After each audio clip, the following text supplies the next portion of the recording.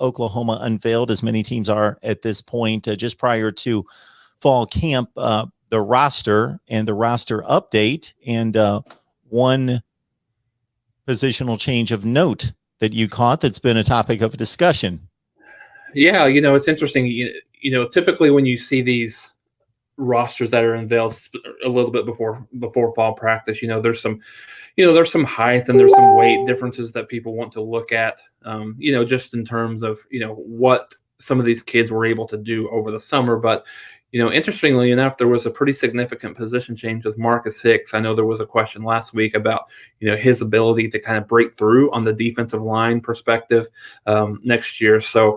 Or this year, I should say. So it was interesting, on the heels of that, we got the notification through the official roster unveiling through the official website of Oklahoma sports that Marcus Hicks has moved over to the offensive line. So, I think a couple of things that you look at in terms of that move, was it more of his, Marcus's inability to, maybe crack that, second, third team from a rep perspective, or is it more so on the side of, Oklahoma needs, a little bit more depth on the offensive line? And I think it's the latter, from my perspective, not that, this is his first year to really play a lot. Last year had the ACL injury that derailed his freshman season, didn't get to play at all before. This is during the summer fall camp before the season got started. So this will be his first year.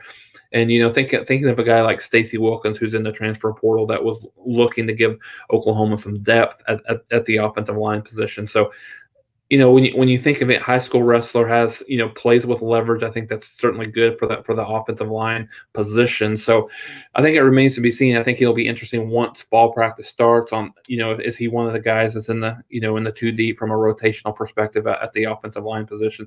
Doesn't really talk about what position, certainly on the offensive line that he would play. I would probably project him to be more of a guard, just from a power perspective. He was going to be a kind of play inside from a defensive tackle perspective, internally for Oklahoma on the defensive line. So certainly would project him to be a guard, and maybe Oklahoma has a little bit more depth need at the guard position, whereas they have a little bit more depth at the tackle position. So I think it'll be interesting to see how Bedenbaugh, not only gets him into the rotation, but does this cause maybe some of the other kids, maybe a movement from guard to tackle on the offensive line. Bedenbaugh does a lot of mixing and matching, especially early on in camp, just to see what that perfect rotation looks like from a two deep perspective. So good news as far as I think Oklahoma getting another body there, knowing that they're very well equipped and have tons of depth on the defensive line.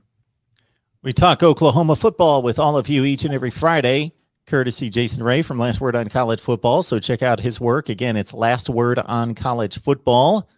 The platform and everybody over there has been extremely good to me through the years. Jason, Kevin McGuffey, Tony Siracusa, in covering college football over there. So they are busting their tails, and they provide tons of insight and information from different experiences, backgrounds, and application to their conferences and their teams. So Last Word on College Football, give it a look.